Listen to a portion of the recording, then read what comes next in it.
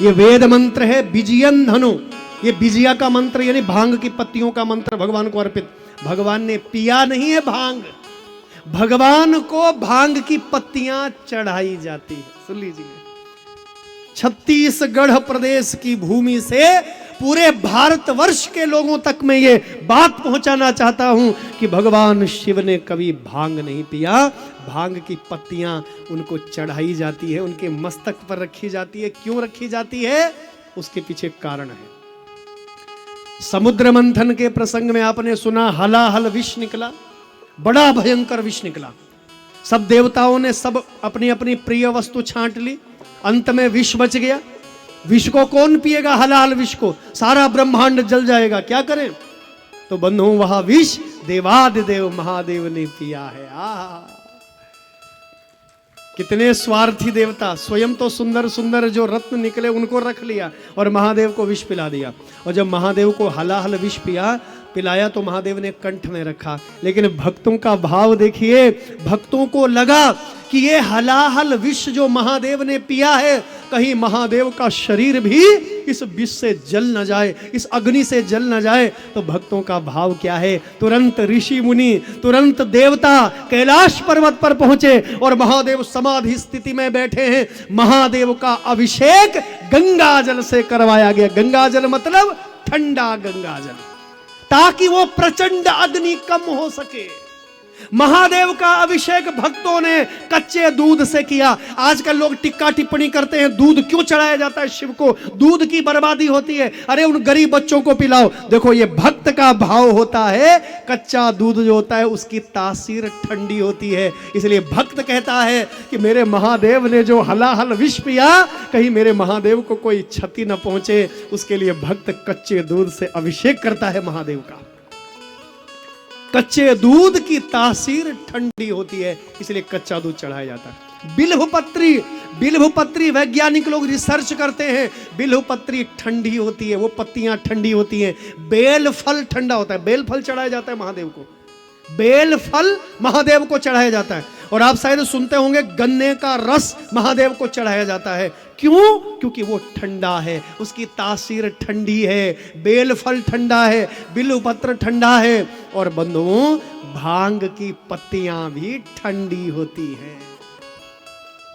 भांग की पत्तियां क्यों चढ़ाई जाती? उसकी तासीर भी ठंडी है। महादेव के मस्तक पर भांग की पत्तियां ऋषि मुनियों ने, भक्तों ने रखी, ताकि वो प्रचंड अग्नि जो उस विष की है, ताकि वो अग्नि शांत हो सके, ताकि वो अग्नि भगवान का कुछ न बिगाड़ पाए, वो ठंडी हो जाए। इसलिए भांग की पत्तियां रखी। महादेव ने कभी भांग पिया नहीं। किस शास्त्र में लिखा, मुझे बताइए। सब यहां विद्वान लोग बैठे हैं और भारतवर्ष का कोई बड़े से बड़ा विद्वान, वेद पुराण शास्त्र पढ़ने वाला ये नहीं कह सकता कि महादेव ने कभी भांग पिया है। इसका अर्थ यह है कि सनातन को बदनाम करने का प्रयास किया गया, हमारे देवी देवताओं पर लांछन लगाए गए। तुम्हारा भोलेनाथ भांग पीने वाला है, नशे को बढ़ावा देने वाला है। लेकिन महादेव ने कभी भांग पिया ही नहीं है। पत्तियां चढ़ाई जाती हैं, भांग पीने में और वो पत्तियां चढ़ाने में अंतर होता है। भांग का फल चढ़ाया जाता है, पत्तियां चढ़ाई जाती हैं, उसकी तासीर ठंडी है, इसलिए महादेव को अर्पित किया जाता है। इसलिए दोनों हाथ जोड़ के कहता हूं, जो षड्यंत्र रचा जा रहा है न जाने कब से, सैकड़ों वर्षों से, भगवान राम पर लांछन लगाए गए, भगवान शिव को अपमानित करने का प्रयास किया गया, हमारे देवी देवताओं का उपहास उड़ाया गया, सनातन धर्म के जो ब्राह्मण हैं उनको लुटेरा बताया गया, साधु संतों को पाखंडी बताया गया। ऐसा जो समाज, एक जो वर्ग है, उस वर्ग का ये षड्यंत्र, सनातन धर्म को बदनाम करो और सनातन धर्मियों को आपस में बांट दो। तो भैया आज भी वो षड्यंत्र चल रहा है, लेकिन हम ऐसे मूर्ख हैं, हम लोग बंट रहे हैं, जाति पाति के नाम पर बंट रहे हैं, वर्णों के नाम पर बंट रहे हैं। मैं ब्राह्मण हूं, मैं फलाना हूं, मैं अलाना हूं। अरे बंधुओं, कोई छोटा नहीं, कोई बड़ा नहीं, सब समान है। भगवान राम ने निषाद राज गुह को कंठ से लगाया, केवट को कंठ से लगाया। भगवान राम का लोग विरोध करते हैं, रामायण पर चर्चा करते हैं। अरे रामायण को ठीक से तो जानो, ठीक से तो समझो। इसलिए बंधुओं, सनातन धर्म पर जो षड्यंत्र, जो लांछन लगाए जा रहे हैं, उसको आप समझिए, उसको समझिए, उसको जानिए। आजकल लोग शिवलिंग के विषय में पता है क्या बोलते हैं? कि वो महादेव का जनन अंग है। ध्यान दीजिएगा, कहीं शास्त्रों में नहीं है कि भगवान शिव का शिवलिंग जनन अंग है। देखो, लिंग का अर्थ होता है लय। यदि व्याकरण में लिंग शब्द की व्याख्या करें, जो लय और प्रलय करने वाला है वो लिंग होता है, उसका नाम है लिंग, वो शिवलिंग है।